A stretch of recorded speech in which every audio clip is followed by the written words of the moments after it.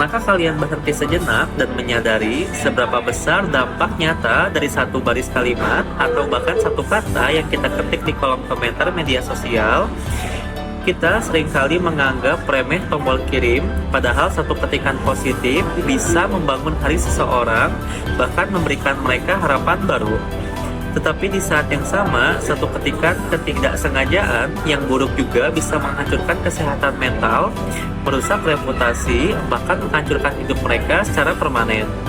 Halo semuanya, saya Indra. Hari ini kita akan mengupas tuntas sebuah gerakan digital yang sangat dekat dengan keseharian kita semua, yaitu bijak berkomentar, cerdas bersosial media. Fokus utama kita adalah membahas netiquette atau etika berinternet, yaitu sebuah kompas moral digital yang seringkali terlupakan di tengah derasnya arus informasi era modern ini.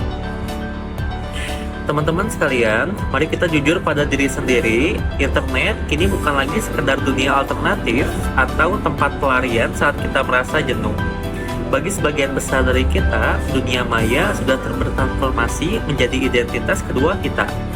Di sanalah kita belajar hal baru, mencari nafkah, bertukar ide dengan orang asing di belahan dunia lain, hingga membangun reputasi profesional yang menentukan masa depan kita. Namun, kebebasan dan kemudahan tanpa batas ini seringkali menjelma menjadi pedang bermata dua yang sangat tajam. Bahkan di antara kita yang mendadak melupakan kesopanan dasar, kehilangan empati, dan merasa bebas menghakimi orang lain hanya karena merasa terlindungi oleh sekat anonimitas di balik layar ponsel yang dingin. Disinilah kampanye ini hadir, bukan untuk membatasi kebebasan berekspresi kalian, namun melainkan untuk mengingatkan kembali sebuah kebenaran sederhana bahwa apapun yang kita ketik di internet adalah cerminan langsung, rekam jejak, dan manifestasi dari kepribadian asli kita di dunia nyata. Baik, halo semuanya, saya Izhar Pakai Suryadi, melanjutkan pemaparan dari Kang Indra. Mari kita lihat dari data real yang ada pada slide ketiga di samping saya.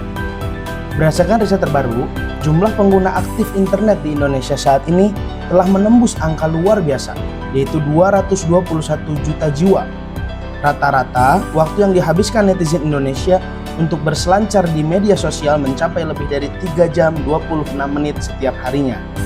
Sayangnya, data dari Digital Civility Index atau disingkat dengan DCI menunjukkan bahwa tingkat kesopanan digital masyarakat kita di dunia maya masih berada di tingkat yang cukup mengkhawatirkan, bahkan di tingkat terendah. Untuk memperbaiki kondisi tersebut, setidaknya ada 4 pilar dasar netiquette yang wajib kita terapkan. Sebagai warga cyber yang cerdas, kita harus menetapkan 4 pilar tersebut. Pilar yang pertama adalah kesopanan berbahasa tertulis, mengingat tulisan tidak memiliki nada suara atau ekspresi wajah, sehingga diksi yang kasar akan sangat mudah menyulut perpecahan dan kemarahan. Pilar kedua adalah toleransi, yaitu kelapangan dada dalam menerima perbedaan pandangan di kolom diskusi. Biasanya terjadi di kolom komentar seperti di platform Twitter, di Threads, dan lain sebagainya. Pilar ketiga adalah perlindungan privasi diri sendiri dan orang lain. Dan pilar keempat adalah bertanggung jawab penuh atas dampak dari setiap konten atau komentar yang kita unggah. Selanjutnya akan dilanjutkan oleh rekan saya, yaitu Kak Siti. Dipersilahkan. Halo semuanya, saya Siti Nurhasana. Menghidupkan netiquette dalam keseharian kita sebenarnya tidak sulit. Kita bisa memulainya dari kebiasaan sederhana saat merespon unggahan orang lain di kolom komentar. Mari kita perhatikan daftar panduan do's and don'ts di samping saya ini. Di kolom do's atau hal yang sangat dianjurkan untuk kita lakukan, pertama, bacalah atau tontonlah isi konten secara menyeluruh sebelum mengetik komentar agar kita tidak salah paham. Hal ini sangat penting supaya kita tidak mulai terpancing oleh judul atau potongan video yang proaktif. Kedua, jika kita ingin memberikan masukan atau kritik, sampaikanlah dengan argumen yang logis, objektif, dan menggunakan tata bahasa yang santun. Kritik yang baik itu fokus pada isi topiknya, bukan menyerang personal orang lain. Ketiga, budayakan memberikan apresiasi positif terhadap kreativitas dan pencapaian orang lain agar lingkungan digital kita dipenuhi oleh energi yang mendukung. Sebaliknya pada kolom don'ts atau hal yang harus kita hindari, kita harus tegas menolak segala bentuk ejekan fisik atau body shaming.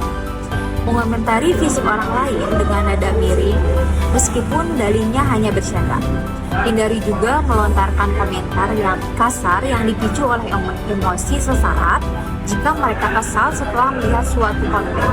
Jangan pernah melakukan spamming komentar negatif yang sama sekali tidak relevan dengan pembahasan konten tersebut. Jagalah jempol kita, karena jempol kita adalah penentu kedamaian ruang cyber.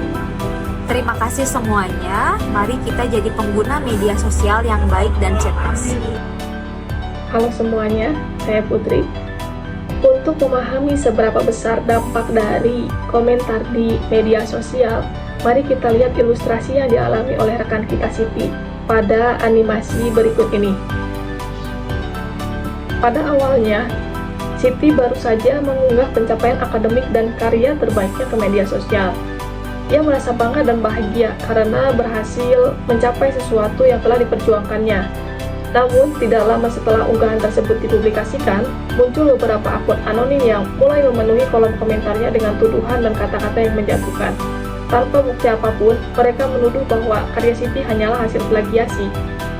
Teman-teman coba perhatikan deh, perubahan ekspresi Siti pada animasi ini. Awalnya ia tersenyum penuh kebanggaan, tetapi hanya dalam hitungan menit, senyumnya berubah menjadi rasa sedih, cemas, tertekan, bahkan takut untuk membuka kembali notifikasi di ponselnya. Nah, ilustrasi sederhana ini menunjukkan bahwa sebuah komentar yang mungkin dianggap hanya bercanda atau sekadar berpendapat oleh pelakunya, ternyata bisa memberikan dampak yang sangat besar bagi orang lain. Kata-kata yang ditulis di media sosial dapat melukai perasaan, menurunkan rasa percaya diri, bahkan mempengaruhi kesehatan mental seseorang. Karena itu, marilah bijak dalam berkomentar dan selalu mengingat bahwa di balik setiap akun media sosial ada manusia yang memiliki perasaan. Halo semuanya, saya Rifat. Kasus yang dialami oleh Siti tadi membawa kita pada sebuah pemahaman tentang bahaya besar lainnya di dunia digital, yaitu penyebaran informasi atau hoax yang bernada provokatif. Riset menunjukkan bahwa sekitar 45% remaja kita pernah terpapar langsung berita palsu secara cyber. Guna menangkal penyebaran berita palsu ini, kelompok kami sangat menyarankan Anda menerapkan rumus ABC sebelum memutuskan untuk menyebarkan informasi. A. Yaitu amati dengan teliti sumber dan domain dari tautan berita tersebut. B. Yaitu baca isi beritanya secara utuh, jangan hanya membaca judul yang dibuat bombastis. Dan C. Cek dan bandingkan kebenaran informasinya melalui portal-portal verifikasi fakta yang resmi. Next, kita juga harus menyadari bahwa menurut laporan resmi UNICEF, kasus perundungan cyber ini tersebar sangat luas di berbagai platform yang sering kita gunakan sehari-hari. Sebanyak 45% terjadi melalui aplikasi pesan singkat, 41% melalui platform media sosial, dan 14% diantaranya terjadi di dalam komunitas game online. Kewaspadaan digital adalah pelindung utama kita. Halo rekan-rekan semuanya, saya Ramdan sebagai rangkuman sekaligus penutup dari rangkaian kampanye kelompok kami. Mari kita perhatikan tabel manajemen reaksi digital pada slide 10 di samping saya. Ketika kita mendapati komentar negatif atau provokasi di internet, merespon secara impulsif dengan makian tandingannya hanya akan memperkeruh suasana dan bahkan bisa menjerat kita ke dalam sanksi hukum UUD ITE. Tindakan bijak seorang pengguna internet yang cerdas adalah mengabaikannya, menggunakan fitur report atau dalam kutip kurung melaporkannya, atau meluruskan melalui diskusi logis kepala dingin.